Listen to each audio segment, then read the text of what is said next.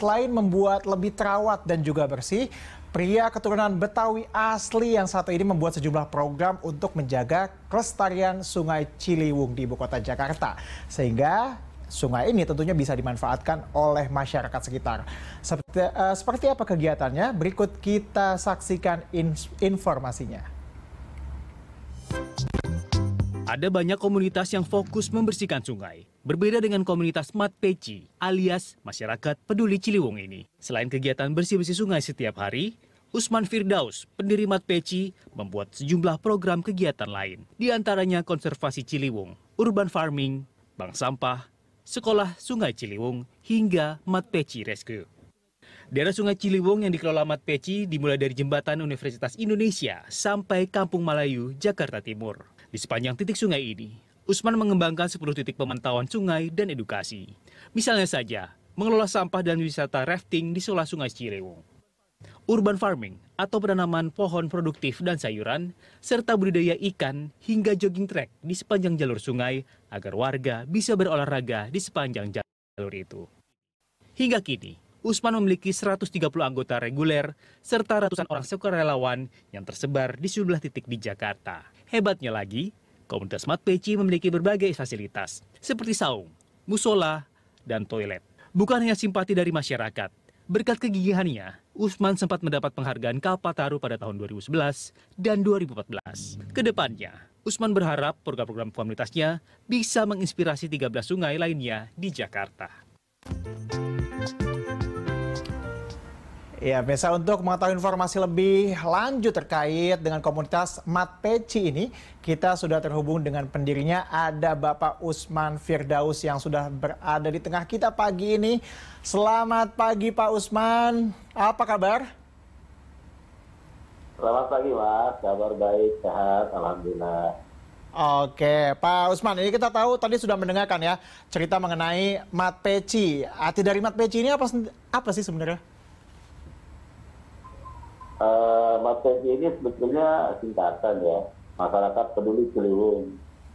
Supaya kita gampang mengingat kalau ingat Ciliwung, ingat Mat Peci, kalau ingat Mat Peci, ingat Ciliwung. Itu sebetulnya awal. Oke.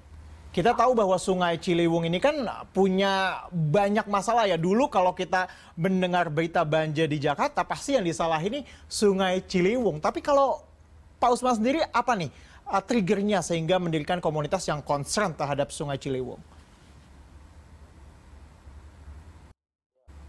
Sebetulnya awalnya dari keprihatinan kita ya. Kalau dulu kita masih kecil, sering main di pinggir sungai, di main bola kita berenang, kadang-kadang kita angkat ikan lah ya, sehingga memberikan kehidupan masyarakat sekitar. Tapi setelah kita dewasa, ternyata sungai makin berantakan, sampah di mana-mana, di airnya, di bagian airnya, di pinggirnya, sehingga membuat kita bergerak untuk memulai membersihkan satu kawasan sebagai percontohan. Setelah itu kita kembangkan terus sampai akhirnya sampai sekarang kita sudah mencapai hulunya DKI di jembatan ini Depok, kemudian sampai dengan Manggarai, Kampung Melayu.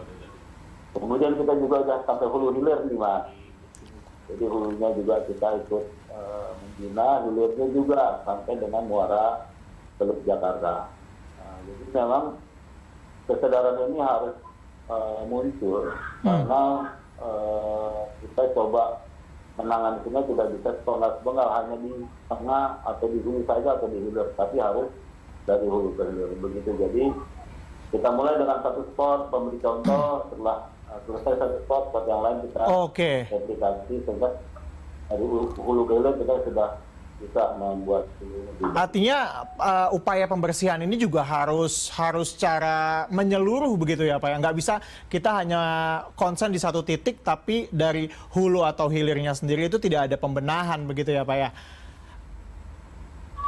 Iya betul, harus begitu, harus dari hulu ke hilir, kemudian harus melibatkan banyak pihak, multi pihak, pemerintah, kemudian swasta, kemudian universitas, akademisi, juga dengan media massa. Betul.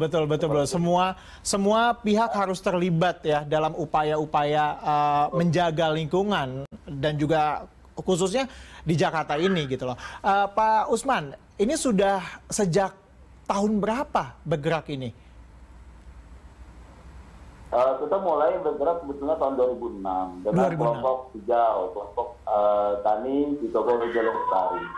Awalnya kita membenahi kampung kita sendiri tadinya, kemudian kita tangani juga di pinggir Kali Ciliwung. Tapi belakangan Kali Ciliwung makin parah, makin rusak. Akhirnya 3 tahun kita berkegiatan, kemudian deklarasikan kita pada 2009 dengan kegiatan khusus menangani Ciliwung dengan komunitas Mati.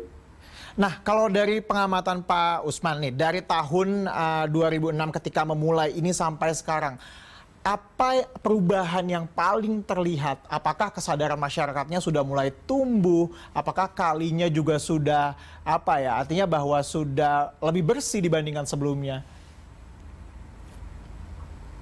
Ya, kalau khusus untuk Ruas DKI, banyak perubahan yang signifikan, terutama masalah sampah, kemudian juga masalah limbah. Sedangkan kualitas air menurut catatan dari Kementerian Lingkungan Hidup, yang tadinya kelas 4, kelasnya akhirnya sekarang menjadi kelas 2. Artinya kualitasnya cukup meningkat dengan signifikan. Kemudian yang tadinya banyaknya ikan di Ciliwung kemudian hilang, sekarang sudah mulai ada lagi. Jadi indikator-indikator keberhasilan banyak. Sekarang kita bisa lihat beberapa ruas sungai di Ciliwung sudah semakin baik. Kemudian di beberapa ruas sungai di Jakarta juga sudah semakin baik. Artinya kesadaran masyarakat sebetulnya sudah mulai tumbuh ya. Tapi ada beberapa hal yang memang kita tidak bisa awasi dari hulunya. Karena memang tadi saya bilang mengawasi sungai atau kita coba merawat sungai harus dari hulu ke hilir. Nah, yang sekarang jadi kendala kita, tantangannya adalah bagaimana pada saat musim hujan sampai yang dari hulu masuk Jakarta. Itu tantangan utamanya ya. Karena ini juga tidak hanya dilewati satu provinsi, tapi juga sampai di ada provinsi-provinsi lain begitu yang harus ikut andil dalam upaya ini ya. Pak, ini juga yang menarik bahwa ternyata Matpeci ini tidak hanya concern terkait dengan sungainya ya, revitalisasi sungai, tapi juga ada kegiatan-kegiatan juga aktivitas-aktivitas lain juga yang dibangun. Apa saja nih Pak yang boleh diceritakan mungkin kepada kita? Ya, kita konsentrasi pada 3 aspek pendekatan. Pendekatan pertama environment ya, pendekatan lingkungan. Bagaimana lingkungan kita kelola sebaik mungkin agar dapat menghasilkan lingkungan yang lebih baik lah buat anak cucu kita nanti ya, generasi penerus kita. Yang kedua aspek edukasi, pembelajaran dan pendidikan. Jadi bagaimana caranya kita harus mengedukasi orang gitu kan. Mengedukasi ini nggak bisa 1 hari 2 hari, tapi perlu waktu. Makanya kita buatlah sekolah Sungai Ciliwung. Gunanya untuk mengedukasi masyarakat dari bidang lingkungan dan sungai. Kemudian yang ketiga environment, pemberdayaan. Bagaimana mungkin sungai bisa terawat dan terjaga kalau masyarakatnya nggak berdaya? Misalnya bagaimana dia mau berdaya karena sebenarnya tidak menghasilkan apa-apa. Misalnya tidak ada tumbuhan yang bisa hidup, tidak ada ikan yang bisa diambil. Nah, ini gimana kan? Harus ada keterkaitan. Makanya konsep pemberdayaan ini menjadi sangat penting. Sehingga 3 aspek tadi dapat memenuhi unsur keberlangsungan program. Jadi sustainable. Jadi bukan hanya program sekali kita nanam udah, enggak. Kita terus gitu. Itu tantangannya banyak ya. Ini menarik sekali ya bahwa dalam upaya revitalisasi dan juga pembersihan sungai ini juga ada beberapa aspek yang bagaimana caranya kemudian ini lebih sustain gitu ya. Ada edukasi, ada lingkungannya, dan juga terakhir adalah environment pemberdayaannya itu ya Pak ya. Nah, saya juga mendengar bahwa katanya ada urban farming. Sudah seperti apa nih Pak sekarang? Ya, ada kegiatan-kegiatan yang memang kita coba lakukan, urban farming misalnya. Daripada sungai pinggirnya dijadikan tempat sampah, kan lebih baik kita tanami sayuran ya. Nanti hasilnya akan diambil oleh masyarakat. Tapi dengan cara ikut menjaga gitu. Kita bikin spot-spot yang memang memungkinkan. Tapi juga kita lihat musim tanamnya, karena kalau musim hujan kadang-kadang airnya meluap ya. Jadi kita ambil waktu yang betul-betul efektif. Nanti pada saat musim hujan tiba, kita tanam yang lain atau kita kegiatan yang lain. Kegiatan di luar farming ini juga misalnya kita membuat kolam-kolam hidroponik atau ada beberapa ruas di agak ke hulu itu yang ditampilkan di video ini teman-teman kita yang memang dia bisa membersihkan area itu. Nah, semua kegiatan ini kita persembahkan buat masyarakat sehingga mereka punya bekal dalam rangka ketahanan pangan mandiri terutama ya. Sebagai contoh kemarin kegiatan waktu pandemi kan semuanya beralih orang nggak di rumah, ya kan? Kemudian dia tidak bisa kemana-mana. Akhirnya dia melakukan kegiatan farming, hidroponik, aquaponik dan kegiatan-kegiatan lain yang akhirnya bisa berdampak positif terhadap ketahanan mereka. Oke, ini kan banyak sekali aktivitasnya dan juga upayanya juga sudah dilakukan sejak lama. Sudah menjangkau siapa saja Pak untuk diajak bekerja sama di sini? Kami menerapkan pentahelix, konsep pentahelix. Pertama adalah pemerintah sebagai pengatur regulasi ya, kemudian masyarakat ya, dan memang dia tinggal di tempat dia berada di situ ya. Kemudian private dalam hal ini dunia usaha. Masyarakat kita ajak karena hasil produksi dunia usaha ini kan dibeli oleh konsumen yang masyarakat miliki itu ya. Kemudian tambahnya banyak tersebar di sungai di lingkungan. Iya. Kemudian dalam hal ini perguruan tinggi. Perguruan tinggi kita ikut sertakan, kemudian sekolah-sekolah. Dan yang terakhir adalah media massa seperti berita satu TV ini juga menjadi bagian dari upaya-upaya itu ya Pak ya.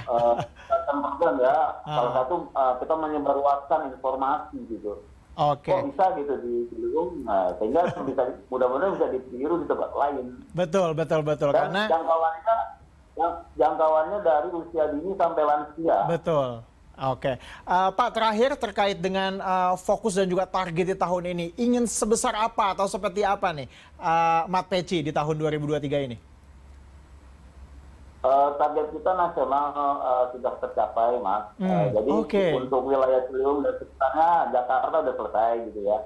Kemudian kita tinggal bagaimana merubah mindset masyarakatnya. Kemudian target nasional kita sudah mereplikasi dari 34 provinsi sudah mereplikasi program kita dan kita sudah mempunyai link di semua provinsi yang ada di Indonesia untuk kegiatan komunitas hulu sungai.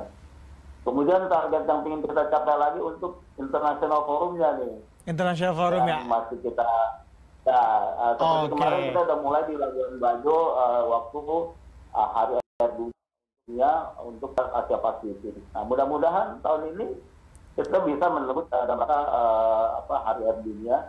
Amin. Datang, gitu.